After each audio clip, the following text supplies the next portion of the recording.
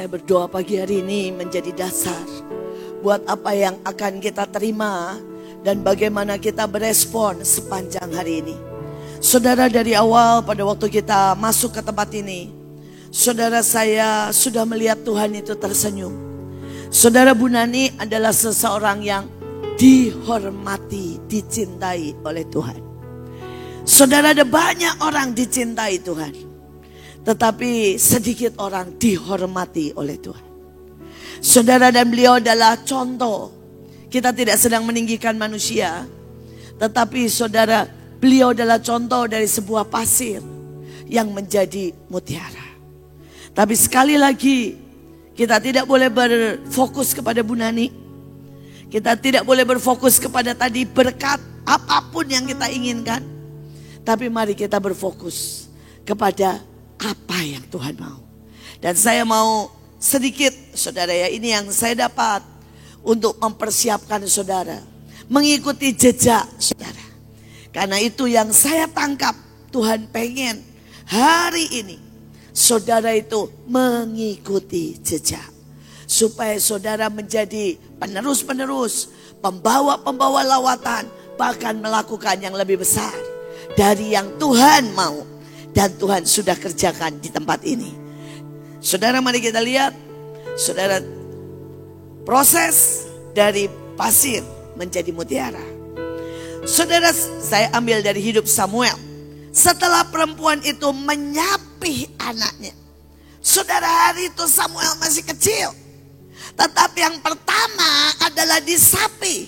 Disapi artinya apa? Saudara, dia pengen susu gak dikasih. Dia pengen sama mamanya gak dikasih. Dia pengen, saudara ya, untuk terus digendong gak dikasih. Itu artinya disapi. Dan saudara, ini dikerjakan oleh Tuhan kepada semua orang. Tapi reaksinya, ada yang bilang ya, ada yang marah, ada yang berontak. Tuhan mulai menyapih Bu Nani dari sejak lama. Salah satunya apa? Tidak boleh nonton film. Saudara, bayangkan kalau saudara dapat perintah sapihan seperti Bu Nani. Gak nonton film, gak ada lihat TV seumur hidup saudara. Apakah saudara berkata ya? Saya berdoa hari ini seperti tadi di dasarnya diletakkan oleh Joshua dan Stephen. Jangan pulang lihat hasil dan minta hasil. Saya juga sama, cerita hati saya ini sampai begini. Tuhan, setiap saya turun orang bilang gini, Bu doakan pekerjaan, Bu doakan saya diberkati, Bu doakan saya sembuh, Bu doakan rumah saya laku. Sampai saya pengen marah. Karena kalau fokusmu maumu, pasti makin lama. Pasti. Bisa gak fokusmu, saudara, buat aku menyenangkan every day. Buat reaksiku bukan lagi soal mauku, tapi maumu. Bisa enggak kita ini berkata, kalau kamu mau bahwa selamanya enggak nonton TV, amin. Kalau engkau mau, aku cuma ngucap syukur apapun yang negatif, oke. Itu disapi. Saudara, setelah itu apa yang dibawanya seekor lembu jantan, korban. Saya melihat hidup Bu Nani seumur hidupnya korban. Saudara, beliau puasa, beliau berdoa. Ada hari-hari dulu ya, waktu saya masih kecil. Saudara, dia bangun jam 4 doa. Udah begitu apa? Doain orang terus saudara. Dan sampai hari ini saya tidak tahu berapa, maaf kata ya, miliar yang dia sudah tabur dan tabur dan tabur buat pelayanan. Tapi kebanyakan orang maunya berkat, berkat, berkat. Padahal jalan menuju mutiara adalah korban, korban, korban. Dan apakah saudara memilih korban, korban, korban, atau memilih for me, for me, for me? Saudara, kalau saudara hitung, ya ini dari kita anggaplah 6 hamba Tuhan, ya yang lain saya enggak. Saudara, di kita ini sudah ada perpuluhan, nah, saudara. Kadang-kadang per 100-an. Artinya apa? Terima seberapa kita kasih. Saudara, kadang-kadang sampai saya habisin uang saya.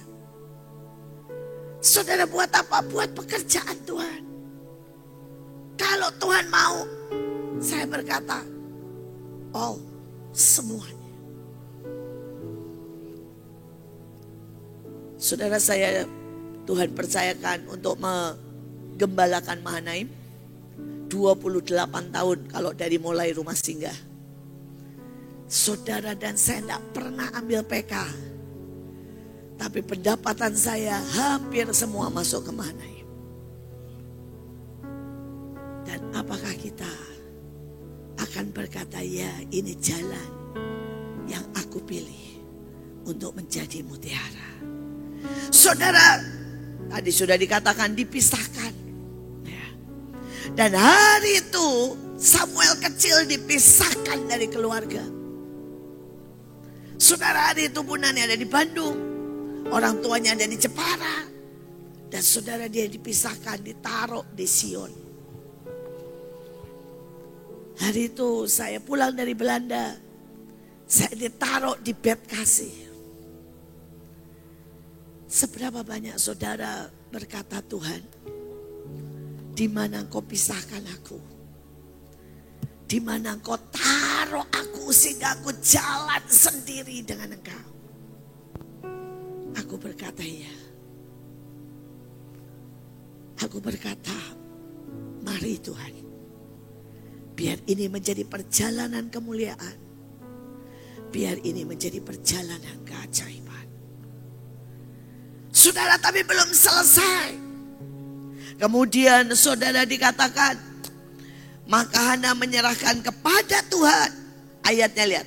Waktu itu masih kecil betul anak-anak itu. Samuel masih kecil betul. Kecil betul. Saudara, Samuel kehilangan hak bermain. Samuel kehilangan hak untuk dengan orang tuanya. Samuel kehilangan hak untuk tidur. Saudara, di mana yang dia mau olep-olep? Karena dia tidur di dekat tabut. Seberapa hari ini saudara berkata, Tuhan, aku mau kehilangan hakku. Aku mau kehilangan keinginanku. Ambil all my life. Take all my life, Lord. Ambil semuanya. Maka Hana menyerahkan kepada Tuhan seumur hidup. Terserahlah ia kiranya kepada Tuhan. Lalu sujudlah mereka di sana menyembah Tuhan. Saudara, pada waktu saya menyiapkan, Tuhan bilang, inilah hidup Bunani. Saudara, seumur hidup dia menjadi milik Tuhan. Dan pekerjaannya setiap hari ke taman, sujud, menyembah Tuhan. Saya berdoa, kita yang ada di sini bukan pengen sembuh seperti yang tadi dikatakan. Sekedar pengen berkata, saya mau minyak, saya mau berkat. Yang nitip sama saya minyak banyak, sampai saya bilang, saya nggak mau ngasih. Pokoknya nggak datang, saya nggak mau bawain. Saya bilang, saudara, karena semuanya, saudara orientasinya minyak terbaru dari Sion. Saya tahu itu cintanya Tuhan. Saya tahu itu anugerah. Saudara, bayangkan begitu saya datang, saya baru duduk loh. Tuhan sudah senyum dan berkata, dia yang hari ini ulang tahun, yang aku cintai dan aku hormati. Saya mau berkata, seberapa saudara berani meletakkan hidup. Seberapa saudara berani berkata hari ini, pada waktu kita mengikuti jejak Bu Nani, berkata, Tuhan, seumur hidupku aku mau ada di hadirat-Mu. Seumur hidupku aku mau menyembah-Mu. Seumur hidupku aku mau jadi korban yang berkenan. Jadi mezbah, jadi dupa yang setiap kali Engkau melihatnya, Engkau bersuka, Engkau mencium bau harum, dan Engkau disenangkan. Saudara, saya teruskan 1 Samuel 2 ayat 11-12. Lalu pulanglah Elkana ke Rama, tetapi anak itu menjadi pelayan Tuhan. Saudara menjadi hamba Tuhan. Itulah seumur hidup Bu Nani. Kita itu seringkali lebih suka ya jadi anak Tuhan. Karena kalau jadi anak bisa minta ini, bisa minta itu. Ya. Tidak ada yang berani nyuruh saya kecuali Miel dan Elion. Ya. Saudara, bahkan anak-anak saya karena sudah dewasa, sudah jadi saudara ya pelayan saya juga. Ya, jadi nurut lah kalau saya suruh pakai apapun nurut. Tapi kalau cucu saya karena masih anak-anak, bisa tinggal gampangnya, Oma minta es, Oma beliin saya dong. Ya. Saudara, kenapa? Karena dia masih kanak-kanak. Hanya kanak-kanak yang berani berkata sama Tuhan, Tuhan jagai rumah saya, Tuhan tolong sembuhkan saya, Tuhan tolong supaya rumah saya laku, Tuhan tolong ini, tolong ini. Dan banyak orang bilang, Bu tolong ya, mintain Tuhan supaya anak saya dapat jodoh. Dalam hati gua mana berani. Saudara, sejujurnya ya saya tuh gak berani loh. Saya tuh bahkan ya misalnya bilang gini, Tuhan tolong supaya itu laku, gak berani. Kenapa? Kalau engkau sudah jadi pelayan, kau tahu kita akan berkata, Tuhan apa yang kau mau. Saudara, saya kalau ngadep Tuhan hampir gak pernah minta, gak berani udahan. Saudara, begitu ngadep sudah ngomongnya terima kasih, ampuni, nelongsor aja kerjanya. Tuhan, biarkan aku menyembah-Mu. Biarkan seumur hidup aku mencium kaki-Mu. Biarkan seumur hidupku aku boleh Tuhan menyatu. Dan apa yang Kau mau itu yang Kau lakukan. Pagi hari ini kalau kita mau mengikuti jejak Bu Nani, bisakah kita jadi pelayan Tuhan? Berkatalah ya untuk semua yang Tuhan minta. Orientasi hidup kita bukan minta, tapi berkata apa yang harus Ku lakukan. Karena sesungguhnya aku ini hamba Tuhan. Jadilah kepadaku seperti yang Kau mau. Bisakah saudara punya orientasi untuk selalu melakukan yang Tuhan mau? Gak penting saudara diberkati atau tidak, yang penting kota ini Tuhan maunya apa. Kalau saya menghadap Tuhan, rata-rata saya cuma nunggu perintah. Kalau Tuhan bilang doling, kami doling. Kalau Tuhan bilang angkatlah, naik ke gunung, saya atur buat pada naik ke gunung. Saudara, waktu itu Tuhan bilang ke Cina, saya bilang aduh Tuhan, dalam hati. Tapi gak berani juga ngomong aduh gitu ya. Saudara, walaupun saya tahu Tuhan tetap mendengar aduh dalam hati saya. Saudara, karena Tuhan bilang ke Cina bukan untuk jalan-jalan. Kalau jalan-jalan sih asik. Tuhan bilang masuki gereja-gereja bawah tanah. Ya. Dan kabarkan Injil. Berkati mereka yang di bawah tanah. Bukan gereja pemerintah. Kalau saudara bilang Cina sekarang bebas, gereja banyak, itu semua gereja pemerintah ya saudara. Beda banget gereja pemerintah sama gereja bawah tanah. Kalau gereja pemerintah gede-gede. Saudara bahkan gerejanya ada yang 3.000, 5.000.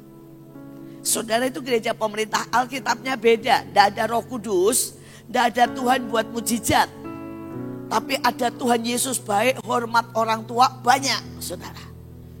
Saudara, saya sempat baca Alkitabnya gereja pemerintahan, bingung saya saudara. Beda banget nget-nget saudara. Sampai saya bilang, ya kalau saudara tanya Bu bacanya bagaimana, kan ada Google Translate. Jadi sekarang itu enaknya ya saudara ya. Saudara Alkitab barang di toko tinggal jepret keluar semua bahasa terjemahannya saudara. Jadi jangan berpikir saya bisa bahasa Cina, enggak saudara, Google Translate. Ya, saudara, dan saudara ketika di sana saya bilang, waduh ini mengerikan sekali. Saya masuk ke gereja pemerintah, saudara mereka bilang amin aja nggak tahu artinya. Haleluya aja nggak ada saudara. Itu gereja pemerintah ya, bukan gereja bawah tanah. Dan ketika Tuhan suruh saya ke gereja bawah tanah, saya sudah bilang Tuhan, tapi tidak berani ngomong. Karena saya tahu dan benar saudara. Salah satunya orangnya bilang begini, Bu kalau ibu mau ke gereja bawah tanah, ibu harus naik gunung jam 5 pagi. Ya. Dan dia bilang, karena kalau jam 8 sudah rame. Kita bisanya doa itu di atas gunung. Jadi tidak tertangkap sinyal dan sebagainya.